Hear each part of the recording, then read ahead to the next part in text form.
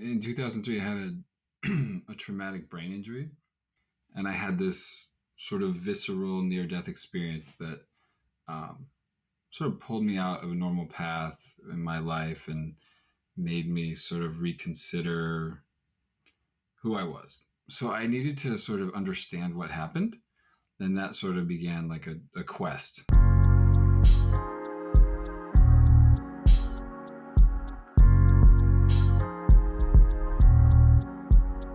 I'm Robin Gao, and I'm joined today by Zach Snyder.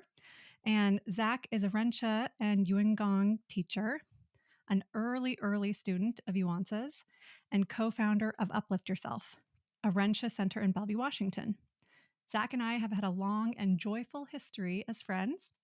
Our paths have crossed in interesting and fun ways in our late teens and early 20s. And then we found each other again through Ren Xue and Qigong. The world is truly a mysterious place. You've been a great teacher to many, including me, and I'm excited for this conversation. Me too. Me too. This is going to be great. Yeah, cool. Well, it's fun to connect in this way. So I feel like we could begin in 1,000 different places. Sure. We've had so much terrain to be covered, but I'd love to start with the origin story and how you found Yuan Tze. And I remember you telling me this years ago, and it was quite a mysterious thing. Some healer somewhere told you were about to meet your teacher, and I'm just wondering if you could share that story with us. Yeah. I mean, it goes so far back that I'll have to cut it where it makes some sense to start. I suppose 2003 makes the most sense to me, anyways. In 2003, I had a traumatic brain injury, and I was, I guess, 16 or 17, and I had this sort of visceral near-death experience that sort of pulled me out of a normal path in my life and made me sort of reconsider who I was just at that age. I mean, 16, I was just sort of doing normal things for me at that time. So I needed to sort of understand what happened. Then that sort of began like a quest of, because from a Western medical perspective, it saved my life, but it also, there wasn't a lot of follow-up to recovery. Like what happened, what was the cause? And so, I mean, of the illness I understood, but like my experience of brain surgery. And so, yeah, I started looking for all sorts of teachers and things that I could learn, yoga or, Western therapies or, body work, energy, just any information I could find to sort of understand life from a different perspective. And I was having a lot of positive experiences, but I wasn't necessarily getting sustainable results. My life, I didn't feel like it was getting better. A lot of the same problems existed for me between 16 and 23. Which anyways, as a result of what happened, I sort of left the normal path and sort of was following intuition only to, my family's dismay, and the people around me sort of suffered as a result of that. And eventually found myself in New Zealand, Wellington, New Zealand, which is a totally random place to end up. And I was going to film school. And one of my film school teachers was like showing us some aspects of martial arts and through film. And that was really interesting to me. I felt like martial arts wasn't something, or Chinese wisdom culture wasn't something I'd explored yet. And so I asked her about it a little bit, and it wasn't that big a deal. And so because I was in school, from time to time, I would go home during breaks. And so I went home, and we're home being Seattle, Washington. Exactly. Yeah. And, it was kind of my mom's role to help me, connect me with resources, because she was a therapist and, exploring those areas herself. And so one woman, I had attended University of Washington 1 year before I went to New Zealand, was a professor of biology at the UW, and also had a near-death experience as well. And so it was like and was like a healer. And so it was like this perfect fit of continuity of, meeting someone of like experience. So I went to this woman, craziest experience ever. I mean, other people have told me who had seen her the same thing, who she has this amazing, massive white dog. And, I was sitting in the waiting room and nobody greeted me except for this giant dog. So it was just like sort of magical. And so I followed the dog into her office and she's like, "Oh yeah, you met Penny or whatever." And so, we had this healing session. At the end, she's sort of giving me advice for my life. And she's like, "Oh, I think New Zealand is a very good place for you. I think like that's where you'll find your next teacher." It was just her intuitive call, reading, if you will. And she's like, "But you don't need to reach out. Like they'll reach out for you." Like obviously like mysterious. There's like some background music there. And so like very shortly after, I traveled back to New Zealand. That was the end of my break. And the first day I touched down, I had an email in my inbox, which was, "Hey, Zach, like I remember you asked about this Chinese wisdom culture. Like, would you like to come to class?" And I was like, "This is crazy. Like, I just heard that maybe this is, aligned." And I was, super skeptical at that time, but I figured it's still something I was interested in. And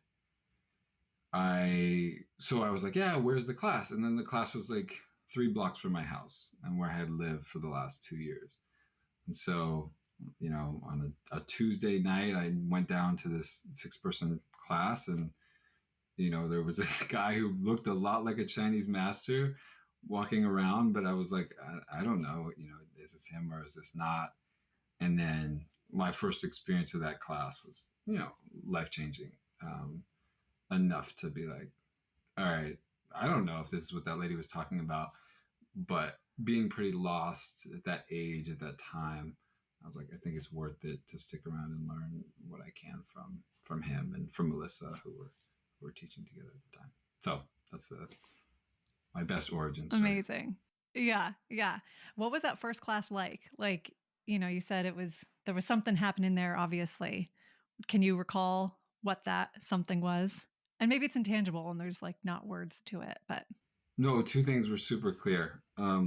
The first thing kind of touches on one of the problems I had. I don't know if you perceived this, but I was pretty arrogant at that time. You have no idea. You did not think that at all. So definitely not. Clearly, that was just a subtle self-awareness. Um, so, and I was learning all these different things, like Feldenkrais, for example, which I know is something you practiced and learned. And so, whenever it was like this 6-person class, and Yuan Tze was like giving a lecture, and so, okay, take it with a grain of salt, but this was my experience. Whenever he would say something like teach something, in my mind, I was like, "Yeah, that's like BS." I don't want to swear on here, but I'm like, that's not true because I know this and this and this. And like, that was the energy that I was giving.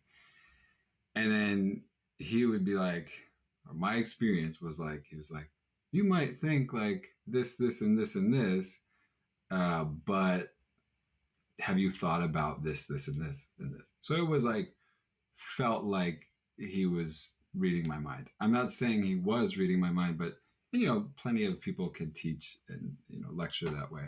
But for me, that was like, I was like looking around, like, is he talking to me? Like, and so that was a very humbling experience as a learner. And I have a pretty science background. Like that's what I was interested in at that time. It was engineering, and so there was a lot of alignment with what he was teaching and my quest to find objectively repeatable tools. So that was one takeaway. And then the other takeaway, after he talked, we did the practice. And, it was like 4 simple exercises. And I had learned a little bit from my university teacher. And so I did the exercises. It was like an hour. And I had a lot of emotional, physical, chronic pain as a result of my recovery. like, and it was sort of the bane of my existence. Like it was what drove me to be like, I can't go normal route. I'm just too uncomfortable. And when I walked out of class that day, it was gone. Like it was way gone. Like I was jacked. Like I was like what just happened? Like why do I feel so different? And then it was nothing that he or someone else had done to me. Like I didn't pay for that. Like I just did the exercises. So that was another like sticking point. I was like, that's what I want. I want something recreatable. I want something that is under my own autonomy because I feel like I'm willing to put in the work to make change because, I had a somewhat desperate, like I really wanted things to be different for myself. So those are the two things that were worth sticking around for, I guess. Yeah. What would you describe as some of the things you were living with that you were wanting to transform? You talked about pain, but can you describe those a little more specifically? Yeah. Amongst my, illness that I talked about a little bit, I also had, like I said, traumatic physical accident at, 9 years old. And I know people with the chronic pain will understand this, but it creates this feedback loop for you. So the pain becomes like a torture in some ways because you can't see it, you can't address it. And so that it takes on an emotional component. And so physically, back pain, hip pain, like stiffness. I felt like I was 80 years old at 9 or 10. Um, and so with respect to, being 80 and healthy, but it was such a, dominated my perspective of everything. And so that came with a lot of emotional toll. And so that lack of clarity, disorganization, sort of typical ADD, neurodivergence, and lack of executive functioning, and that sort of chaos. I mean, again, you were there a little bit, so Yeah. yeah. Okay, don't be Yeah. like so excited about that, Yeah. but I was. No, I'm just kidding. right, right. Yeah. Yeah. Okay. Yeah, that's helpful. Okay, so fast forward 20 years, you've been practicing. Where would you say you're at now, health wise, and kind of just full, full capacity? How would you describe that? I think the first sort of veil was lifted was well-being, and I think understanding different elements of Ren Xue helped me separate my emotional and physical discomforts. Um, so some of the things that happen to me will be have lifelong effects, but no longer affecting well-being, the health of my life, and always improving. So made you know a lot of physical recovery, and then for myself, tremendous for myself well-being recovery or like emotional health. Um, I mean, I could go in more detail, but um, yeah, Yeah. it's been quite a journey to where I'm at now. Well, and now you're at a place where, you've been through the teachings. Yuan Tze used to teach a different form of Qigong. Now he teaches a new form of Qigong. You've been through both of those teachings, and now you're in a position to be an instructor and a teacher and helping others understand this system and apply it to their own lives. So a true transformation. Yeah, absolutely, and that continues to drive me to grow and learn more and improve myself. Yeah. Um, I know you work a lot with people one on one, and I would imagine not all are working towards realization and wisdom, which is this concept we have in Ren Xue. Some people are, but some people aren't. And I'm curious, what for those that aren't, like, what's the point of working on patterns? Yuan Tze talks about this all the time of work on your patterns, go back to your heart, work on your patterns, go back to your heart. What would you say to someone who isn't really looking to attain realization and wisdom? What's the point of pattern work? Um, I think it's tough to sort of label it because people have a hard time with this label, but um, I think in my beginning of my teaching journey, I was sort of more focused on that realization or sharing that with people, and I sort of came to find like I was teaching in a very conservative area. So not necessarily conservative politically, but intellectually. So we're 10 minutes from Microsoft, 10 minutes from Amazon. And so people were coming from a very left brain perspective. And so, going out into the universe and, learning new theories about the laws of how life, some of them might operate was threatening for people. And so I remember having a conversation with Yuan Tze in California when we were on, a long retreat. And he was like, you need to help people with their problems. Like that's your focus. And so I still use the same tools, like all the broad accessible tools of Yuan Gong and Ren Xue, but the focus became how can I help someone from point A to point B in their problems, and that has a lot to do with patterns. And for those of you who are uncomfortable hearing the problem word, I use the goal word. So the things that you want to create in your life, and that so much comes down to relationships. It comes down to things at work, stress. So those can be physical and non-physical. The things that sort of torture us, and the things we want to aspire to create. So goals and problems is a short way to say how patterns can be helpful. Yeah. Yeah. Makes sense. Yeah. I mean, some of the things we do learn are mystical or esoteric, or, like one of the things that it's like sometimes I fully understand it, or I think I do, but I probably don't. But I think I fully understand it, and the next day I totally forget, or can't quite comprehend it. But we talk about the void of the universe, and it's like there's moments where that makes sense, and then there's moments where I'm like, what is that? So how do you translate that, or how do you explain that to people? Well, I think for me, the timing, like I was saying, I was studying physics in college and, math. And so, like, I know that's like a broader question, but sort of this discoveries of dark matter were very popular, quantum understanding. And so I was carrying some of that. So when I heard Yuan start talking about chi from like a traditional wisdom culture perspective, I was like, oh, that's true because I've heard that, like, dark energy, like 90, I'm not going to do it justice, but 99% of the the universe's energy is non-physical. And it might be like 99.99. So that was like very easy for me to assimilate to. And that for me helped me keep, like, again, like locally, like sort of a left brain frame. Um, and so, I don't know if you're asking specifically, but like that is sort of a very good bridge for me to explain concepts that um, might seem more esoteric, uh, Mm-hmm. integrating them with modern science. Yeah, great. Do you do a lot of reading to like catch up on modern science, and then how to kind of find the intersection? Well, that's why I said don't fact check me on the science, because I think I just had the fundamentals, but that wasn't the direction I wanted to go with my life. So when I saw that Ren Xue could be helpful for my problems and my health, I was like, well, I want to max this out.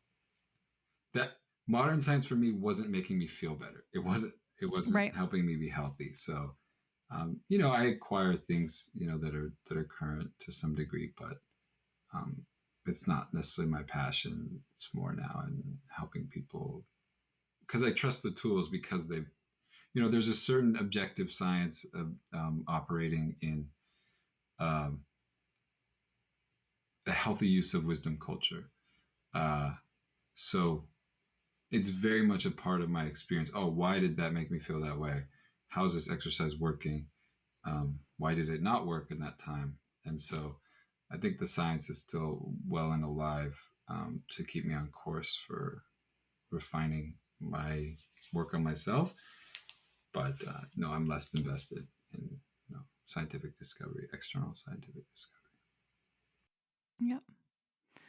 Please don't touch I'm curious. Ren Xue is kind of a complete and holistic system, and it can be applied to all aspects of life.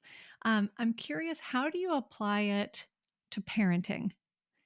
I know you have it. two little ones, and I'm just wondering, like, how because some of it is, we're doing qigong or we're doing a sitting meditation, and then we finish, and then we go back to our parenting full-time jobs. And I'm just curious, how do you translate that? How do you apply it in that area of your life?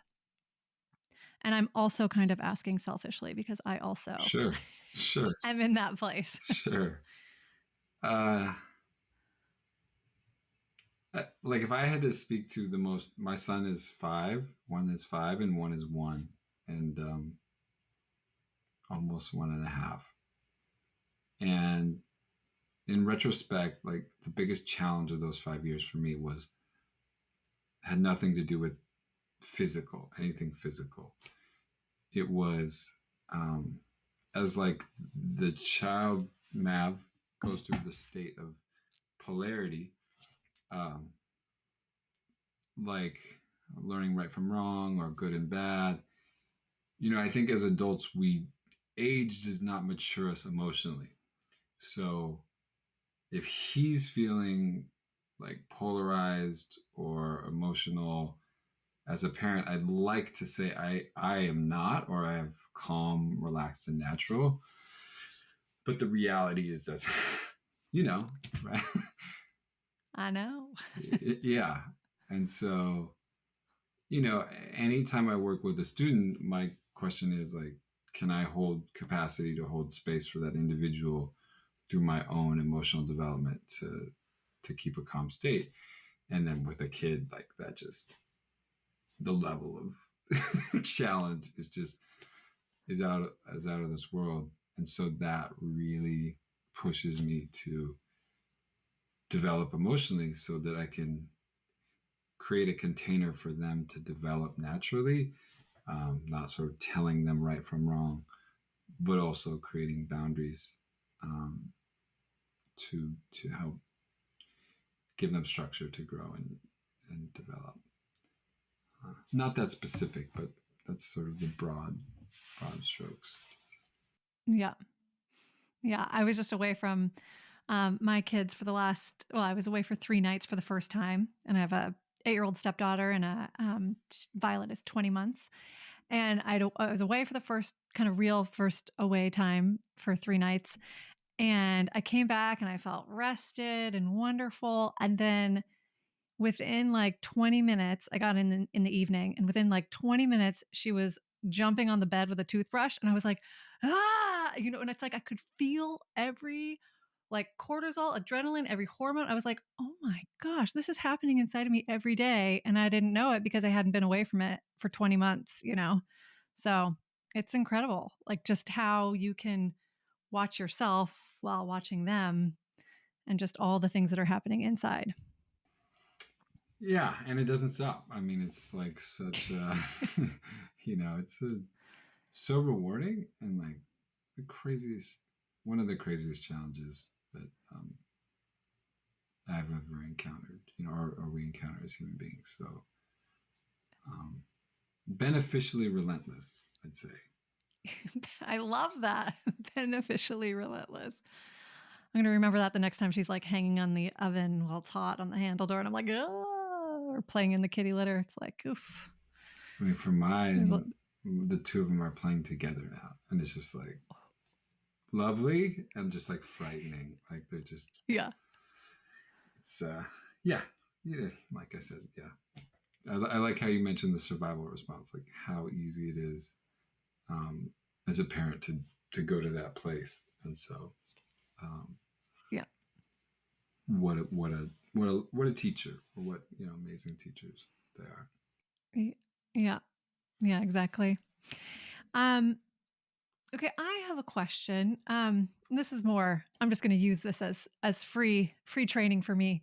But so I have a question. One of the things that can happen when we build up a lot of qi or start to enter deep states of meditation is we can start to have mystical experiences or interesting, non-ordinary experiences, either in the meditation or following meditation or just spontaneously. And I had one kind of the other day, and it was like, Okay.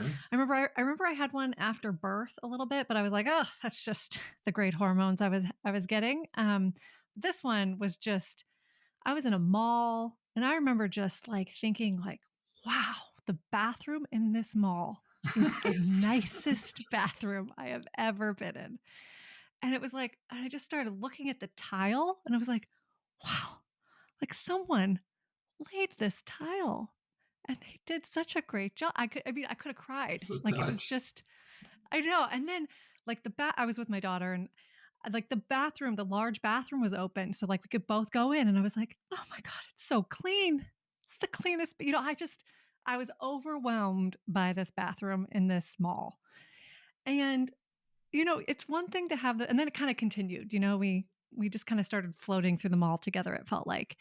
Um, and then you kind of land back on Earth, plonk, something happens and you're like, oh yeah, there I am back on Earth. What is the point of those experiences if we return to our ordinary patterns later? Like what's happening there? Well, I think, like you said, like the meditative tool is can generate those states. Um,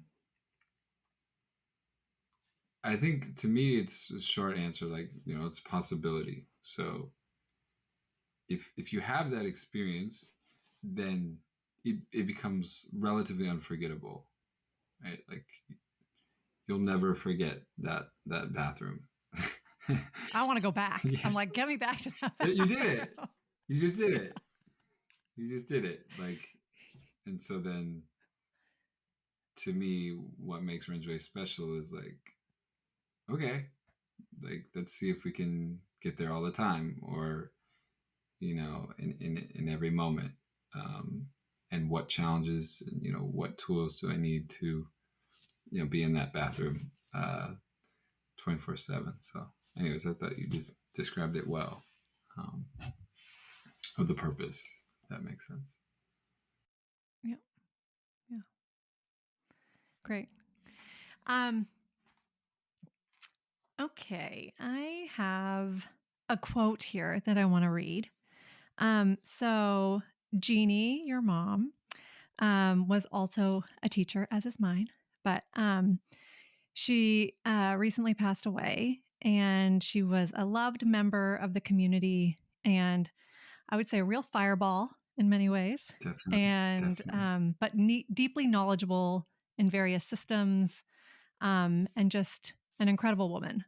So I read this quote recently from the Tao Te Ching, and I thought I'd share it here, and then we can have a little chat about it. But each separate being in the universe returns to the common source. Returning to the source is serenity. If you don't realize the source, you stumble in confusion and sorrow. When you realize where you come from, you naturally become more tolerant, disinterested, amused, kind-hearted as a grandmother, dignified as a king. Immersed in the wonder of the Tao, you can deal with whatever life brings you. And when death comes, you are ready. So I just thought, I don't know, it made me think of the experience you've recently journeyed through with the passing of your mom. And I just wanted to know, how has Ren Xue helped you deal with both being fully alive and then also understanding death? Uh, yeah, I think for the last year of my mom's life, because of the house fire, fortunate. Well, You had a house fire. yeah, in June, and so we had a lot of options. But considering my mom's health, we thought living with my mom and dad and bringing Mav there was the most beneficial choice that we could make, and so that put the process right in front of us. Anyone who's gone through experiences that experience. My mom passed of breast cancer, and so knows there are good days and there are less good days, and things that are hard to see, and so not necessarily physically, but like things that I think we try to avoid that reality that death is going to be here for all of us. But when you're in that situation, you don't have a choice, and you want to be there and support her. And so it means to me that in those moments, I had to work through my sorrow at loss just to be present in that moment, because with the likelihood of so few moments left, um, we wanted to make them meaningful. Uh, and so I think Ren Xue gave me the tools, and as a result, to be in those present moments, and as a result, observe the nature, the beauty of the process, um, which is not something I try to convince someone of or explain that to them, but just my experience of really like what you mentioned of, returning to the source, or, um, and so that natural beauty of my mom's passing is like, I'm indelibly connected, or it's like that experience that you shared. It's like unforgettable. And so I'm not going to say I don't fear death. Part of that question is being alive. But I think that leaves me in a natural the opportunity to relate naturally to everything in life. And obviously, within the realm of nature or the universe, death is not the same meaning that we give it to, um, as sort of human cultural perspective. Um, where we look at finality and loss of identity. In nature, death is constant and recurring and regenerative, and so that was sort of where my heart had to be in term, to manage the human challenges that all of us would carry about losing someone close to them. So that's my that's how it has shaped me, and it's one of the most helpful. The relationship with my mom is like the best, the most important one in my life. Obviously, my wife and my kids now, but you know that is those are my teachers. I mean, everyone is, uh, but being so close with my mom and going through that process, I'll just say, to be safe, outside of my kids and my wife, uh, my relationship with my mom has been my most prolific teacher. Yeah. Beautiful. Thank you. Um, well, to lighten things up a little, I thought we could play a little game. I was trying to think of like what should we call it, but it's loosely based on the idea of this or that. But in Ren Xue, we have these like 10 fundamental patterns, and one of them is polarized thinking.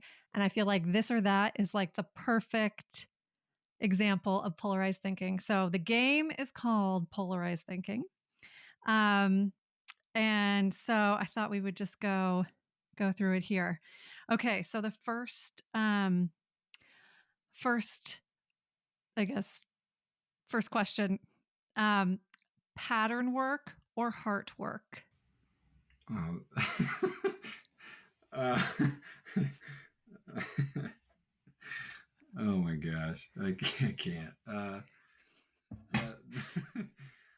Oh, answer is oneness. yeah, No. right. That's it. Oh, same. Like, oh yeah, same thing. That's all I got. Same thing. Okay. That's all I got. What's the difference? Yeah. Okay. All right. Moving qigong or still qigong? Oh my gosh. This is just terrible. Still qigong while you're moving. That's my answer. Okay. I like option C is now on the table. Okay. Okay. Silent retreats or talking retreats? Oh, I mean, it's got to be silent retreats, uh, like by a mile, by an absolute mile. I just that burden of socialization while you look at yourself. I know the other is better for you, or can be because of the challenge of facing that all the time. But I mean, like that's better than silent retreat is better than Hawaii. Like it's just so you get the unification with other people working on a common goal, but you you don't have to talk to them. That's not a nice way of saying that, but you just get so much space for yourself, which is like even on vacation when you're like traveling and trying to do all the sites, um, it's not the same opportunity that structure provides. Great question, or very fun. Okay.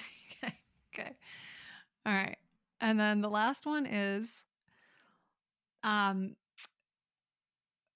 breakfast congee or the sweet potato pancakes at retreat. uh, do you know what I'm going to say? I know what your wife would say, but I don't know what you're going to say. Well, then if you know what my wife would say, then you know what I would say. This is polarity. So breakfast congee by a mile. Like shit. That's a dream right there. Okay. Okay. Well, that's that's the game. That's good. There you It's go. good. It's good. I like it. Okay. Well, it's been a pleasure chatting with you. Thanks, Zach, for your time. Can I ask you questions? Oh, okay.